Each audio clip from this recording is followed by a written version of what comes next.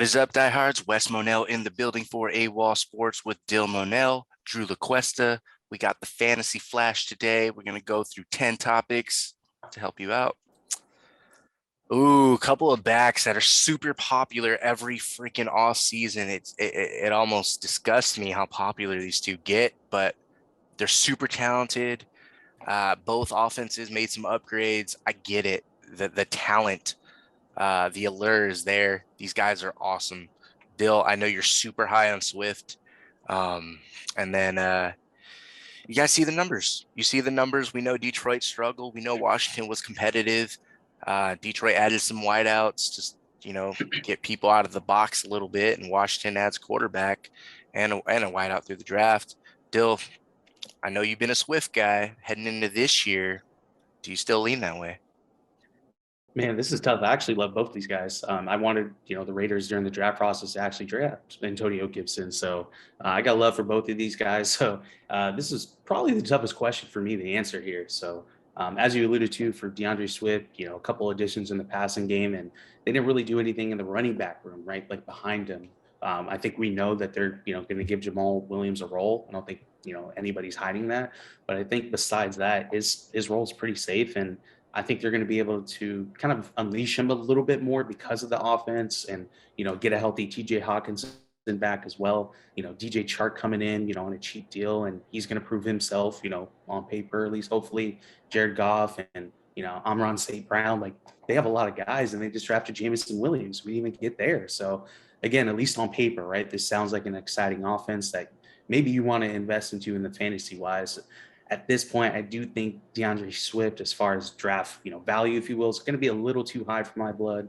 I can see people maybe going late first round now at this point, just because of the hype and what he was able to do, just as far as receptions, right? I think people fall in love with that, especially as more leagues at minimum are in half PPR and kind of shifting away from that standard, as you kind of alluded to earlier. So again, Swift is just attractive when you see those, but at the end of the day, as far as all the injuries that Gibson's battled through and having to deal with that splitting of the load share with a JD McKissick and a Jarrett Patterson looking over his shoulder, he still put up 1,300 yards and he was still top 6 in rushing in the NFL. So when I actually look back at this question, I thought I was absolutely gonna buy into Swift, but I gotta say it's gotta be Gibson. And I know they drafted another running back and people might be concerned, but again, if he's able to put up what he did last year and struggle with an injury, and again, maybe it's an upgrade at quarterback, right? Depending who you ask, and you kind of attributed, hey, maybe Carson Wentz did at least impact Jonathan Taylor in his running game, right? Not to say he's taking credit for the season that he had, but if you have a quality quarterback that can get you in some good looks, help you out, that's got to be helpful, right? So I think Gibson could benefit from, maybe an upgrade in the quarterback room as well. So again, I do lean Gibson as far as where you can get him in the draft. So Dill, you made your pick, man. I'm leaning Gibson as well, to be honest with you. I just think the state of the offense is in a better situation. There's a lot of moving parts in Detroit. Everyone's trying to prove themselves. Drew, checking out these two backs, very talented, very capable. That's total yards you see, not just on the ground. It includes their air yards, includes their air touchdowns as well. Who do you like? You're on the clock, fantasy football. You and whoever you're giving advice to, who's your pick? I do like both. Looking at it, I thought it was going to be pretty even. I was ready to come out of this saying I'd be happy with both. But as I dug more into it, like Dylan said, comparing stats side by side, visually, I like Gibson as a runner. We've seen him overcome and play through injuries, and he runs hard. He runs quick. He runs tough.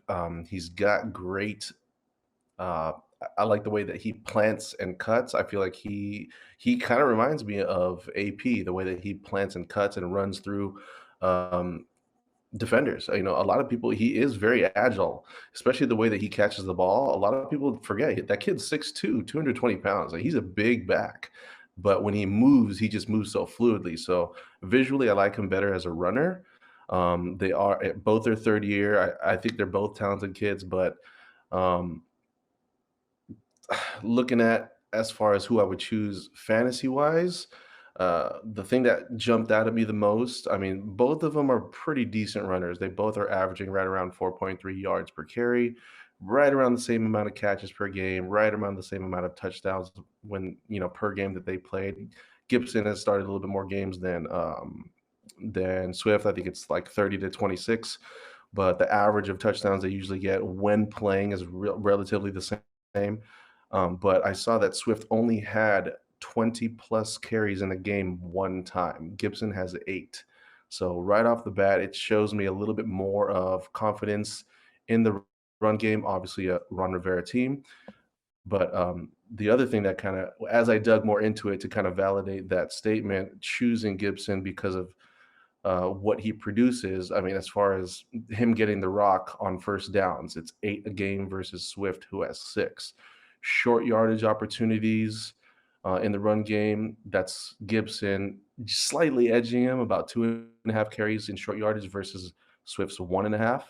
But also in the shotgun, nearly doubling the amount of shotgun attempts in the backfield over Swift. Red zone, he dominates them. Usage is actually a little bit more towards Swift, but what I can safely rely on is if I'm going to choose team wise and offensively wise, we know Rivera is great at staying consistent with the run. So the domination of consistency with the run, I'm going to choose Commanders. I feel like the easier division as far as who we're running against, that would go to the Commanders also. I think Chicago on an uptick. Minnesota is going to have a bounce back season, missing the playoff last year. We know 6 teams always flip flop. Either they make it and the other 6 do miss it. I think Minnesota is going to be one of those high profile playoff teams. And then Green Bay. Green Bay, even with their loss of weapons, they're still going to be a tougher out if your team is the Lions. So division strength, I'm going to go Commanders. And then as far as getting the ball back, staying in a positive script, I know we like to see.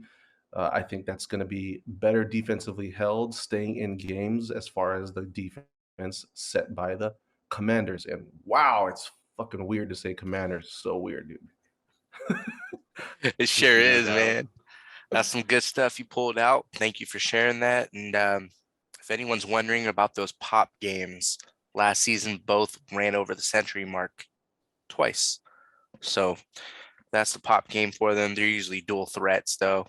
But I'm with you, man. The volume usually goes to Gibson on the ground, and that's more reliable to the 3 of us. That's a clean sweep there, even though we like Swift and his potential.